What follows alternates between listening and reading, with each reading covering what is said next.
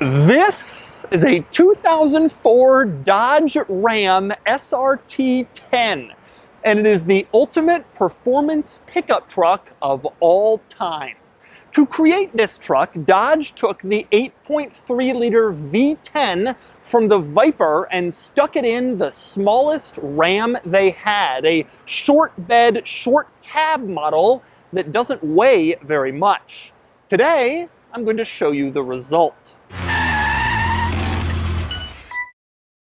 I've borrowed this pickup truck from CNC Motors, which is an exotic car dealership here in Southern California that has everything from multi-million-dollar exotic cars to old cars to weird, cool stuff like this. CNC has one of the most amazing showrooms of any car dealership in the world, and you can check them out by clicking the link in the description below. So let's talk performance trucks. Making trucks fast has a long history, and some notable examples were the Dodge Little Red Express in the 1970s and the Chevy 454 SS pickup in the early 1990s. But the grandfather of modern performance trucks was the GMC Cyclone, which came out in 1991, and it used a turbo V6 that gave it some insane performance numbers that could beat certain exotic cars of its time period. But a turbo V6 was nothing compared to what Dodge came up with 10 years later. The economy was good, gas was cheap, and so Dodge took the 8.3-liter V10 out of the Viper and stuck it in the Ram, where it makes 500 horsepower and 525 pound-feet of torque. It would do a top speed of 155 miles an hour and 0 to 60 in 4.8 seconds. This is still the most powerful pickup truck ever made. It has 50 more horsepower than a new Ford Raptor, which is a pretty impressive feat considering this thing came out 15 years ago. The Ram SRT-10 came in two versions. You could get a four-door truck, the quad cab, which was more rational and practical, and those all came with automatic transmissions. Or you could get this, the two-door, which was lighter, faster, and more insane because all the two doors have manual transmissions. This particular Ram SRT-10 was a special edition made for the Viper Club of America, which is why it has the Viper's famous blue with white stripes paint scheme. Anyway, today I'm going to take you on a tour of the Dodge Ram SRT-10, and I'm going to show you all of its interesting quirks and features. Then I'm going to get it out on the road and drive it, and then I'm going to give it a Doug score. And for more of my thoughts on the SRT-10 Ram, click the link below to visit autotrader.com/oversteer, where I've also rounded up a list of some other cool, fast pickups currently listed for sale on AutoTrader.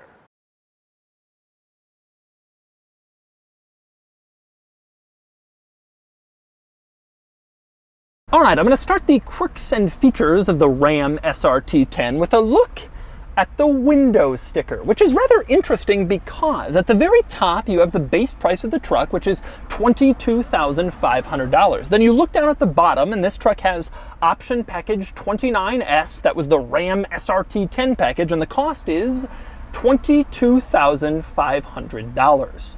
I have never seen this before. Obviously you get in a Ferrari and there are certain options and packages that cost like 50 grand, but I've never seen any vehicle where one option package doubles the price of the vehicle. Imagine if you had a Camry for 30 grand and then there was some $30,000 package on top. A couple of other interesting things about the window sticker. One is that it's been signed by a guy named Wolfgang Bernhard, just some German dude who happened to be the chief operating officer of Chrysler at the time because of that Daimler-Chrysler merger, and so he's out signing window stickers. Not really sure how he's related to the whole thing, but there's his signature. Maybe the most interesting thing on the window sticker, though, is the fuel economy ratings. You can see 9 in the city and 15 on the highway.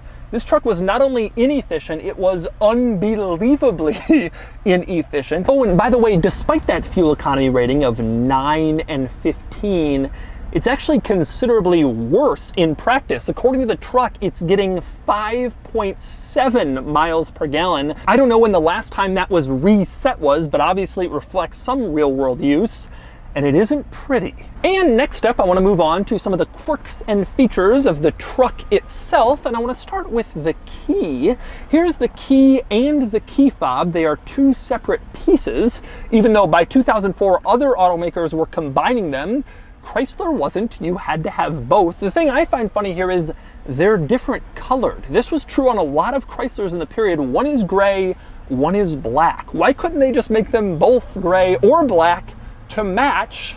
I don't know, but they didn't. Anyway, when you climb inside the truck, the very first thing you notice is the shifter, because it is so uncommon to be in a full-size truck that has a manual transmission. Now the shifter is crazy. It's like 2 feet long, and so I always assumed it must be floppy and terrible to use. But actually it's pretty good. It's a Hurst shifter and it shifts pretty well. It goes right into gear and there's not anywhere near as much play in it as I was expecting. It's a pretty decent shifter, which I'm surprised to be saying about, you know, a Dodge Ram. But not everything in this truck was executed as well as the shifter. One good example of some poor execution is the parking brake. I say that because this truck has a foot-mounted parking brake. In a pickup truck, that's normally fine because you want to leave this center area free for a person or for you to throw your work stuff, whatever.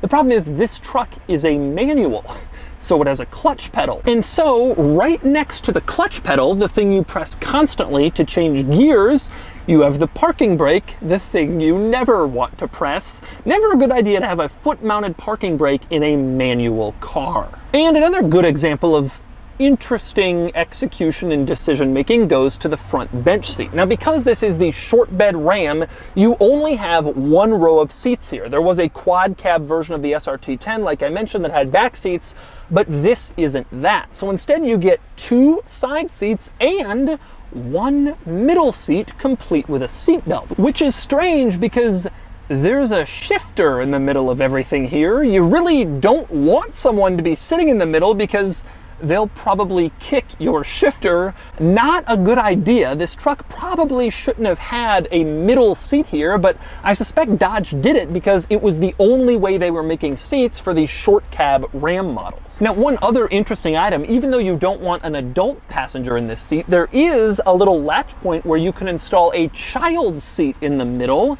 in case you want your child in here so that he or she could kick your shift lever while you're driving down the street. Again, a strange decision, but that's just what you have. Now, next up, I want to move on to the rest of the interior in this truck, and I gotta say, it isn't pretty. Chrysler during this era was not making the nicest cars, and ultimately this truck is based on a 2004 Dodge Ram and a short cab kind of base model at that. And so the interior really reflects that. You have a lot of cheap plastic all throughout this interior, very, very few high quality materials in here. Everything just looks really cheap, really kind of bottom of the line, nothing luxurious or nice or upscale about the interior in this truck. Then again, that was kind of the intent, because the thing about this truck was it was the cheapest way to get the Viper's powertrain. A Viper itself was way more expensive than one of these trucks, and so they didn't turn it into some like luxury truck that had all this nice stitching and cost 100 grand. Instead, the materials were cheap, but that meant the truck was cheap to buy, and it was a relatively easy way into a Viper V10 with a stick shift and rear wheel drive. Now, when you're in this interior, there are quite a few examples of the cheapness beyond just the materials. For example, if you look below the climate controls, you can see a hole, just an empty space. And if you look below that hole, you can see another hole carved into the plastic, just another empty space. Look below that hole and guess what? You have another hole, this time in the center console on the floor. And go over to the door panels, you have another hole near the back of the door panel. Not exactly sure what this is for, an umbrella holder, I guess, but it doesn't have drains. You have the same thing over on the passenger side. I think Dodge was like, well, we have this extra space in the door panel, what should we do with it? Something nice? nah, let's just give them another hole. Now, I will say, in this interior of cost cutting, there is some good news, specifically the fact that in this floor center console, you have a coin slot. You can see it in there, you stick your coins in. And in this center armrest between the seats, you can open it up and reveal another coin slot.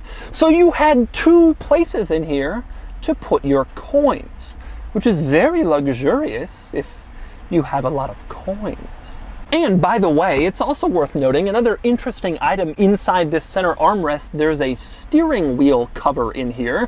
You'd put that on the steering wheel to protect it from sun damage. Interestingly, the steering wheel cover is this nice leather, but the wheel itself looks like crappy plastic.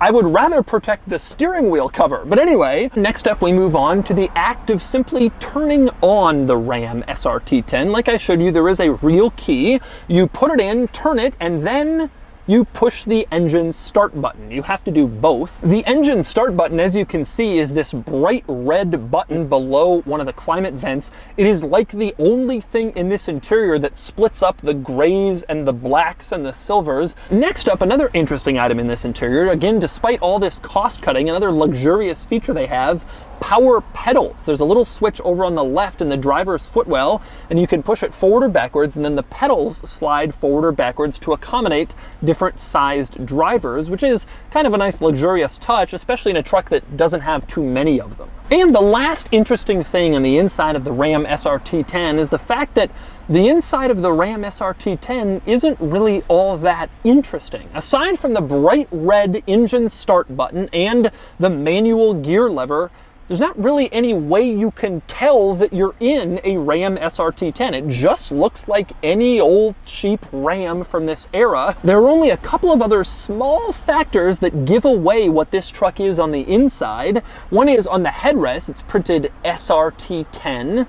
Kind of tells you what you're in. Same deal on the dashboard. You can see it also says SRT-10 over there. And on the A-pillar on the driver's side, you have an oil temperature gauge there.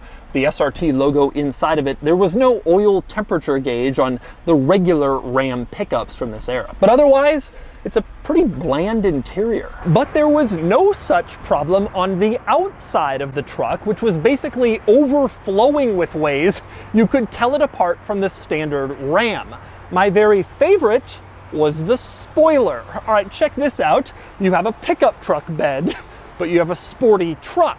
So you put a spoiler on it because it's sporty, only there's a problem.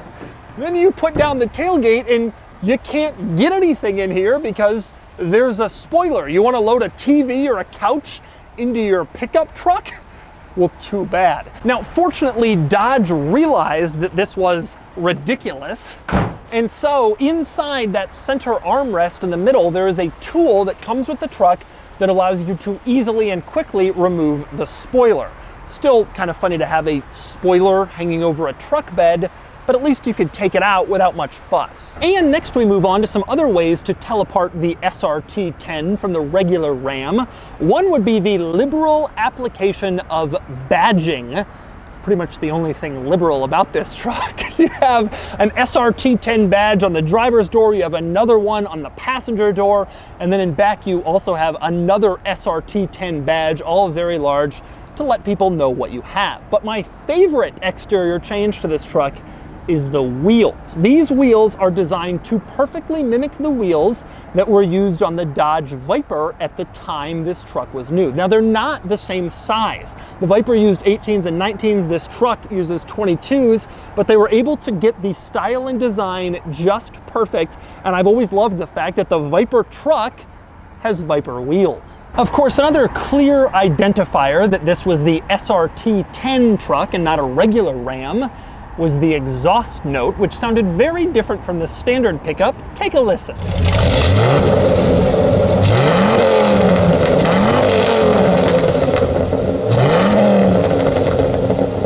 And next up, we move around to the front of the Ram SRT-10, where there are several ways you can distinguish this version from its lesser counterparts, starting with the front bumper, which goes very, very low, looking like a sports car front air dam. You would never want a front bumper this low on a truck when you're trying to off-road or drive through a job site, but this is a special kind of truck. But my very favorite distinguishing feature of the SRT-10 Ram is the power bulge. You can see in a normal Ram you would just have a hood, but in this thing, the hood sticks up like 3 inches in the middle to emphasize just how big this engine is. And they called that the power bulge. Now the interesting thing is you actually open up the hood and you can see the engine is set very low in the engine bay. It doesn't need the power bulge to accommodate its size, so that's all for show, but nonetheless, it's there. And speaking of the engine, let's get under here and take a look. This has to be the coolest looking engine ever placed in a pickup truck. They didn't even change it to say Ram. It still says Viper, and it's huge, and it's red, and it has 10 cylinders, and it's so crazy to see it in there considering this truck is so short and stubby, and it's a pickup, and there's the Viper engine, and I just love opening this hood more than almost any other car. One other interesting thing about the engine is you can see at the top there, that's Wolfgang Bernhard's signature again. They just couldn't get the guy to stop signing stuff. They're trying to take the pen out of his hand and he was like, no, I must sign it. He's no Carroll Shelby, let's put it that way. And finally, I want to talk about the VCA Special Edition. Now, Dodge made these Ram SRT-10 trucks for several years, and they made them in 2 body styles, like I mentioned, and many different colors. But the only way to get blue with white stripes was if you got the Viper Club of America edition. They only made 50 of these trucks. This is number 43. The blue with white was kind of paying tribute to the original Dodge Viper GTS and its blue and white color scheme. Now, the way these 50 trucks were distributed was kind of interesting. There was a raffle among Viper Club of America members, so presumably people who already owned a Dodge Viper, and they were selected and then told that they had the chance to purchase a Ram SRT-10 VCA edition. They were not selected and given a free truck.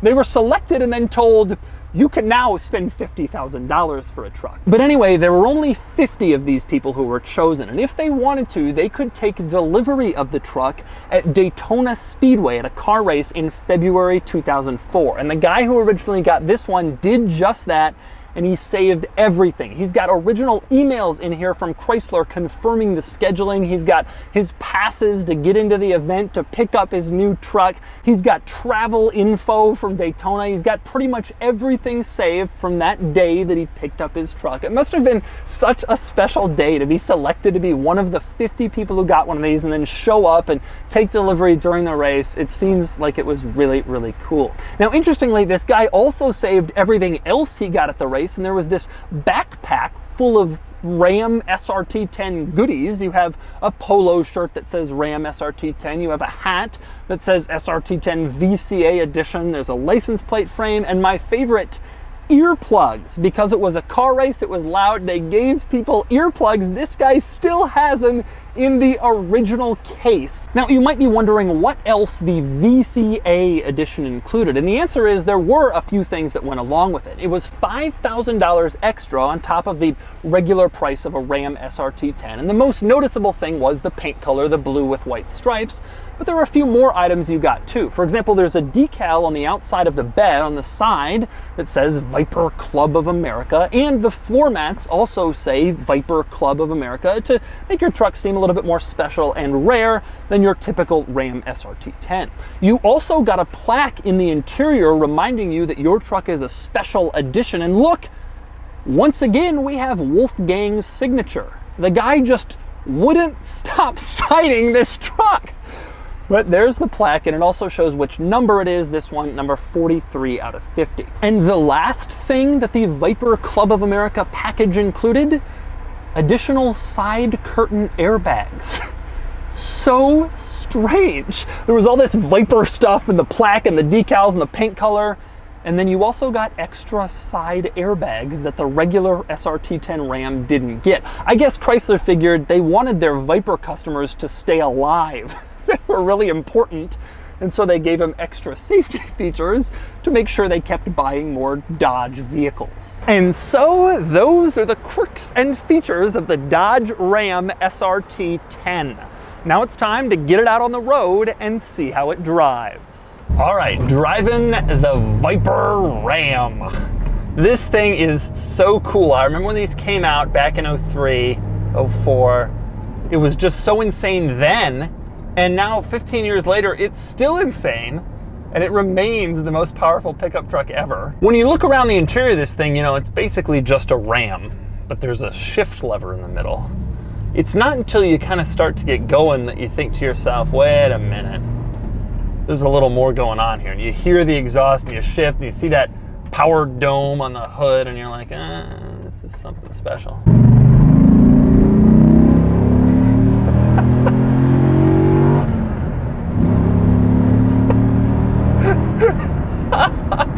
Oh, I love that. I love the sound. I love the acceleration. It is not as fast as you would think it would be, considering it's a relatively small truck with 500 horsepower. But it sounds great, and it's just so wacky that it's like, yeah. And I mean, it is quick. It's just not like insane. It's not a Viper, but it's great. Like, this is so ridiculous. On the highway, it rides like a 16-year-old Ram, reasonably comfortable, great visibility, good driving position, that sort of thing. But it's not incredibly well put together. You hear a lot of tire noise, you hear a lot of wind noise. But that was kind of the beauty of this thing. It was just a Ram truck, just a base Dodge Ram, and then they threw in a Viper motor, and they didn't try to go too crazy and, oh, we're gonna make stitching everywhere and it's gonna cost $100,000. It was just like, here's the cheapest way to get the Viper engine. The sound is so good. It's just hilarious to hear that V10. You don't have to put much throttle in. The clutch is also surprisingly easy, not very heavy. It's been a long time since I've driven a Viper from this era. I don't remember how they are, but it's pretty good. It's actually pretty easy and easy to find the engagement point. A lot of people have asked me to review this truck, and I've been looking for a really nice two-door because you want the manual. The quad cab was obviously far more usable. A more rational truck, 4 doors and an automatic, but this was how this truck was intended to be.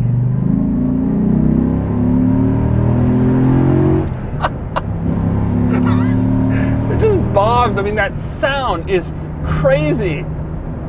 You're just not used to that. You're just not expecting to hear. It just roars, and it's way, way faster than it should be given how tall it is. I mean, I'm now driving on the highway behind a GTI, and it looks like I'm dwarfing him. Nothing with a center of gravity this high should be this fast. This thing is just so cool. It's not the nicest truck. It's not the fastest, not the best handling, but it's just so cool. And the fact that they made it is especially the coolest part. There was some wacky person at Chrysler who was like, forget about that 6.2 liter V8 we have. Let's just go all the way and put the Viper V10 in the thing. Just another one of Chrysler's crazy decisions. And so that's the Dodge Ram SRT-10, the Viper truck. This was a special truck and a ridiculous truck. And the days of sticking V10 engines and manual transmissions in pickup trucks are probably over. But as this truck showed, it was fun while it lasted. And now it's time to give the Viper truck a Doug score. Starting with the weekend categories and styling, the Ram SRT-10 is fine, not exactly beautiful, but fine, and it gets a 5 out of 10. Acceleration does 0 to 60 in 4.9 seconds, which means it is quicker than a Ford Raptor, pretty impressive, and it gets a 6 out of 10. Handling is merely acceptable, nothing more. This truck is definitely intended more for straight line speed, and it gets a 3 out of 10. Fun factor is decent. It's a hoot to drive fast in a straight line and hear that exhaust note, and it gets a 6 out of 10. Cool factor is also decent. These are awesome, but fairly common, so it gets a 6 out of 10 for a total weekend score of 26 out of 50. Next up are the daily categories and features. It's fine, it has the basics, but not much else, and it gets a 3 out of 10. Comfort is average with a roomy but not exactly luxurious interior, and it gets a 5 out of 10. Quality is fine, the interior is bad, but these are simple, reliable trucks, and it gets a 6 out of 10. Practicality is mediocre. These have a single row of seats with only 2 usable seats. They have an open bed and horrible gas mileage. It's lucky to get a 4 out of 10. Finally, value, and these are reasonably well priced. Most are in the $15,000 to $30,000 range, and they don't really seem to be losing all that much value, but they did make a lot of them, and it's getting old, so it gets a 6 out of 10 for a total daily score of 24 out of 50. Added up, and the Doug score is 50 out of 100, which places it here against other performance SUVs and trucks and anything else I could find that was sort of similar. The Ram SRT-10 is cool. It's not as much of an all-rounder as a Raptor, but it's still a fun, weird, rare truck, and it was fun to spend the day checking one out.